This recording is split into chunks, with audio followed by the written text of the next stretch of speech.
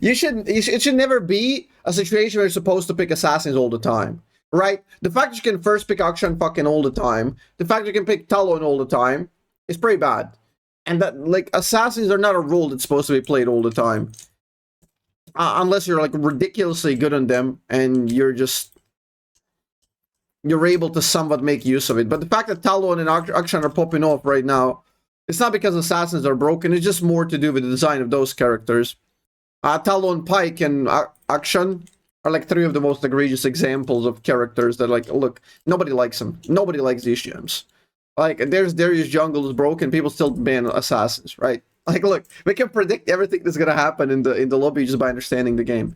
And assassins are kind of where they belong, because they're more of niche characters, which is great. They need to be niche characters.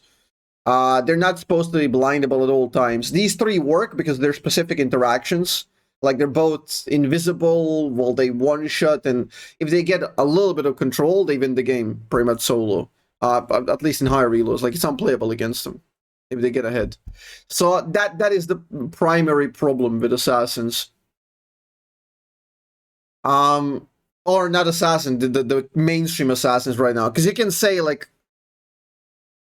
I don't know, it's weird. Like, there are people who say assassins are broken because they see these three pop off, but that's not true. Or there's people who say assassins are useless because the assassins they play require a lot of skill, and they're niche characters like Zed and whatnot, right?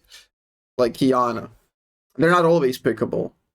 And I think that's the correct thing. I think these three should get a little bit nerfed, and maybe the others balanced out so they can kind of be picked, and they should represent this, like, a niche target pick, you know? I don't know. Much like Vilkas. He's not supposed to be viable all the time. You know? You also got a small buff. Can you react to it? Fuck no, I'm not touching that.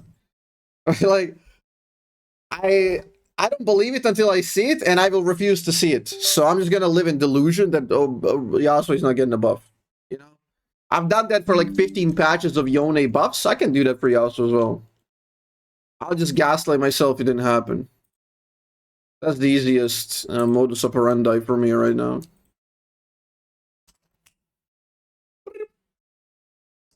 I think Kali has too much to stay in. Kali's, like, she's a whole separate fucking thing. And not to mention, she holds the same, like, similar quality to these things. Like, can you understand what's, like, the uniqueness of these characters, and, like, what do they have in common? What do they all these have in common? Okay? Pike, Talon, Akshan, Akali. What do they all have in common? That's right, fucking invisibility. Invisibility puts too much strain on the game, and Riot didn't do a proper job balancing invisibility in terms of the character power. These are champs that just do too well, you know? They do too well if they get ahead, primarily because of invisibility. JSR Femboy!